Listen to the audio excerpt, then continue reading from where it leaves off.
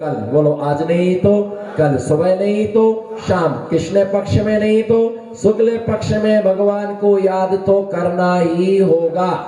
भगवान के लिए स्मरण किए बिना तुम्हारा कुछ भी सुधरने वाला नहीं है, कुछ भी सुधरने वाला नहीं है। इसलिए भगवान को याद तो करना ही पड़ेगा। भगवान मुझे बचाओ, बोलो भगवान मुझे बचाओ। हाथ उठाओ ना, भगवान मुझे, नमो सिद्धार्थ, भगवान मुझे बचाओ। भगवान कब से कह रहा कि एक बार पूजा करने तो आओ, है ना। भगवान मुझे बचाओ, भगवान कब से कह रहा कि अभिषेक करने के लिए आओ, चौके में आओ, भक्ति के लिए आओ। टाइम નથી, पिक्चर जाने को टाइम हती, पिक्चर जाने के लिए अभी यहाँ पर इनसे बोलो कि आज आपको दिन भर यहीं रहना है, टाइम नहीं है। लद्दाख जाने को सबके पास, हाँ तो बोलो ना फिर हमारा पक्ष मत। लद्दाख जाने को सबके पास टाइम है, रूस जाने के लिए सबके पास टाइम है। यहाँ पर एक कलश लेने के लिए पैसा नहीं है, और लद्दाख घूमने के लिए पैसा है। जहाँ चाहे घूमने, भोगों के लिए तो सबके पास में क्या है, पैसा है। धर्म के लिए हर आदमी क्या बन जाता है, गरीब बन जाता है। भगवान हमारी सुनते ही नहीं है, बोलो भगवान हमारी, हाथ उठाओ ना, भगवान हमारी सुनते ही नहीं है। बोलो भैया भगवान हमारी सुनते ही नहीं है। आप भी तो भगवान की नहीं सुनते। आपने कब सुनी भगवान की, बताओ। कोई समस्या आ गई तो 40 लेके बैठ गए, जय जयनाथ परम गुरु होए, और पढ़ते हैं हे प्रभु आनंद दाता। बोलो ना आनंद से, हे प्रभु आनंद दाता। हाँ बोलो, हे प्रभु आनंद दाता ज्ञान हमको।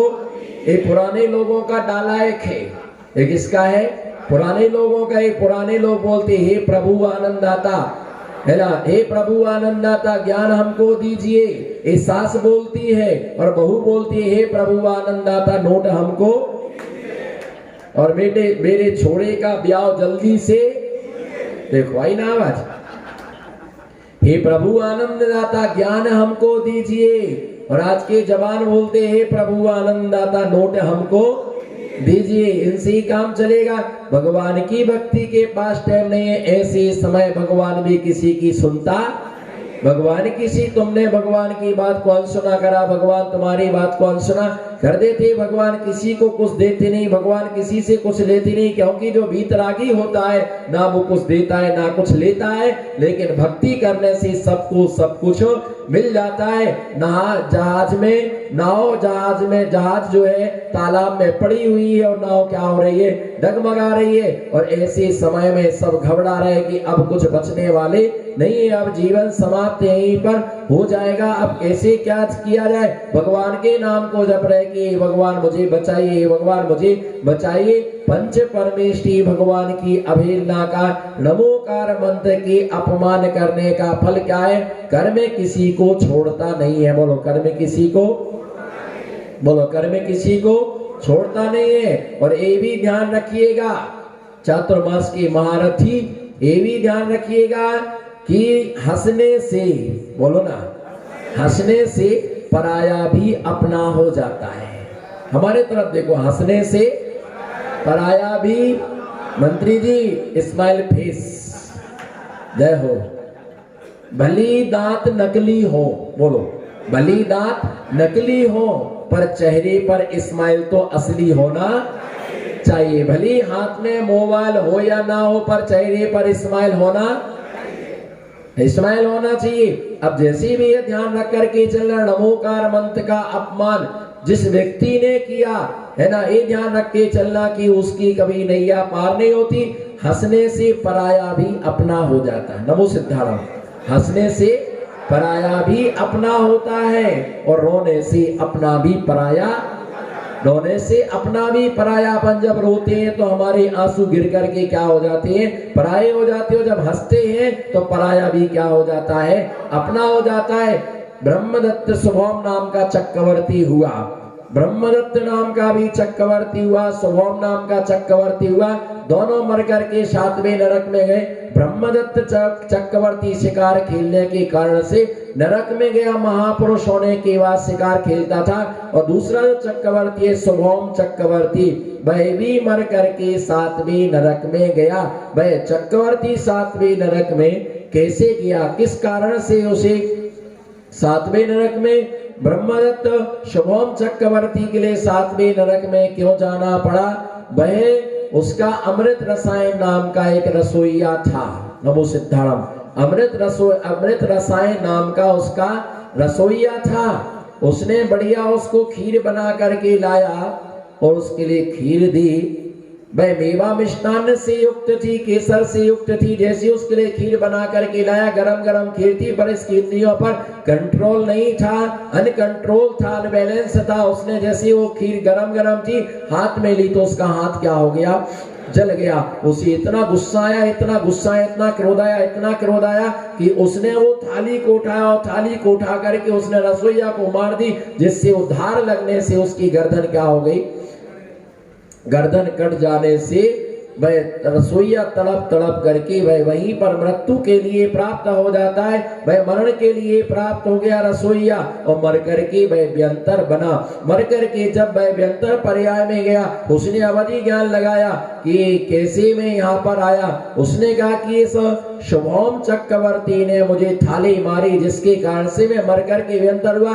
देखता हूँ मुझे इसका बदला लेना है। और जैसे ही वो उसके लिए एक बहुत बढ़िया किम्पाक नाम का फल लेकर के आया। किम्पाक नाम का फल देखने में अच्छा होता है, स्वाद में अच्छा होता है। जैसे उसके लिए फल लेकर के आया, उसे स्वादिष्ट लगा। उसने कहा कि ऐसे फल और मिलेंगे क्या हमारे लिए? उसने कहा कि आपको द्वीप में आना पड़ेगा और हमारे द्वीप रत्न द्वीप में आओगे, मैं आपके लिए बहुत सारे फल दूंगा। आप जहाज में बैठ कर के आना। और जहाज में बैठ कर के जब वो जा रहा था, अचानक समुद्र में उस देव ने तूफान लाया। जैसे ही तूफान लाया तो नाव क्या होने लगी? डगमगाने लगी। और उसने नमोकार मंत्र को पढ़ना प्रारंभ कर दिया। नमो अरियंताण, नमो सिद्धाण, नमो आर्याण, नमो अज्ञान, नमो लोहे शबश। जैसे नमोकार मंत्र के लिए प्रारंभ किया तो मालूम है क्या बोलता है देव कि तुम नमोकार मंत्र पढ़ रहे, इसलिए तुम्हारी नाव क्या हो रही है? डगमारे, तुम पढ़ना बंद कर दीजिएगा।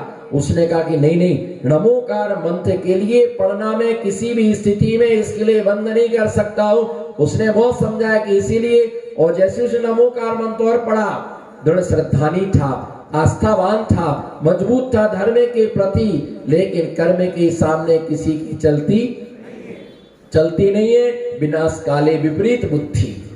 बोलो विनाश काले, बोलो गोमास्ता नगर की रानी चेल्लाओ, विनाश काले। जब विनाश काल आता है तो उसकी बुद्धि भी क्या हो जाती है? विपरीत हो जाती है। उसने कहा नमोकार मंत्र पढ़ना बंद कर दीजिएगा। नमोकार मंत्र पढ़ना बंद करोगे, आपकी जहाज वहीं पर रुक जाएगी। जैसे नमोकार मंत्र पढ़ना बंद किया तो तूफान थोड़ा क्या हुआ? कम हुआ। देखो मैंने कहा ना, इस नमोकार मंत्र से उपद्रव हो रहा है। उसने जैसी जहाज थोड़ी स्थिर होने लगती है ना, फिर भी वो मन में पड़ रहा था। उसने कहा बंद कर, उसने बिल्कुल बंद किया तो नाव स्थिर हो गई। और फिर थोड़ी हवा चल रही थी। उसने कहा कि अगर तुम नमो पार होना चाहते, नमोकार मंत्र को पानी पर रख लो और लिख करके उस पर तुम अपना पैर रखो, तुम्हारी ना जहाज पार हो जाएगी। उसने कहा नहीं नहीं नहीं, नमोकार मंत्र क्या होता है आप समझते? नमोकार मंत्र क्या है? बोले नमो हरि। बोलो नमो हरि। क्या मतलब है इसका? अरिहंतों के लिए नमस्कार हो, नमो सिद्धाणम, सिद्धों के लिए नमस्कार हो, नमो आयरियाणम, नमो आचार्यों के लिए नमस्कार हो, नमो अज्ञायाणम, उपाध्यायों के लिए नमस्कार हो, नमो लोये शब्दशः, लोक के समस्त त्रिकालवर्ती समस्त पंच परमेष्ठियों को नमस्कार हो। मंत्र ऐसा है जिस मंत्र में 84 लाख मंत्र समाये। इस नमोकार मंत्र में पूरा द्वादशांग समाया हुआ है, पूरा द्वादशांग समाया हुआ है। उसके लिए उस देव ने कहा कि आप पैर नमोकार मंत्र लिख करके इस पर पैर रख दीजिएगा। जैसे ही उसने नमोकार मंत्र को पानी पर लिख दिया और जैसे ही उस पर पैर रखा और पैर रखते ही नाव फट गई। नाव के फटते ही वो है ना समुद्र में नैया डूब गई और फट जाने के कारण से जैसे ही नीचे गया और मर करके हाय हाय करके समुद्र में मर गया और मर करके 7वें नरक में चला गया।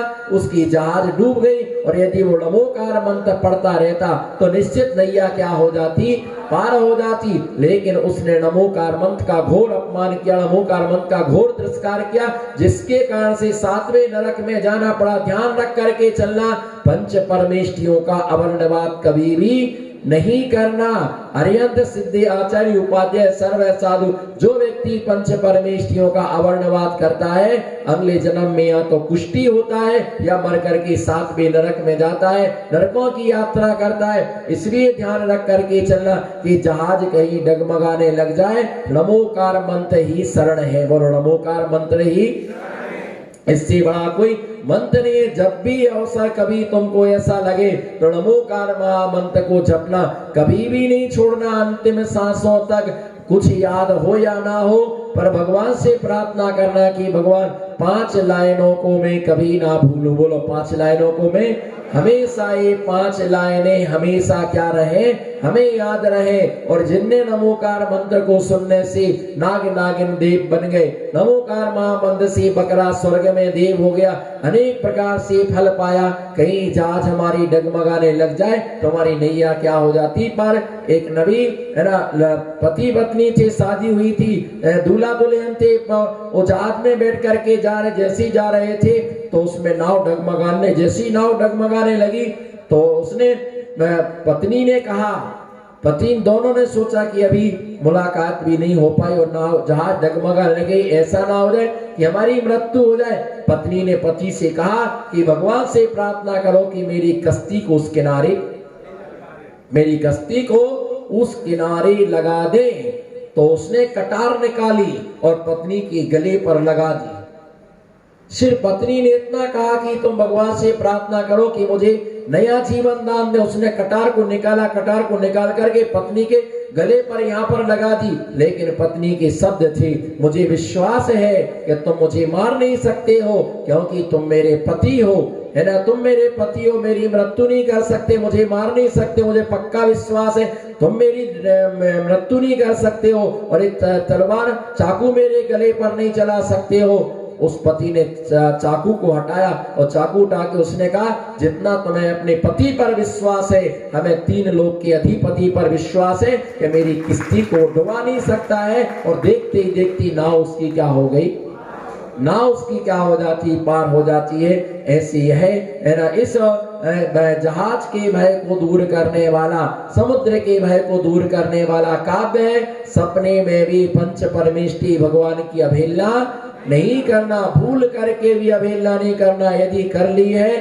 तो निश्चित प्रायश्चित करके धो लेना, क्योंकि एक तो स्त्री पर्याय, एक पुरुष पर्याय, दूसरी बात इतने अनंत दुखों से हम दुखी हैं। और यदि मान लो हम नहीं संभले तो आगे भी हमें क्या होना पड़ेगा, दुखी होना पड़ेगा, है ना। इस काव्य की जाप है ओम ह्रीम अरहम नमो।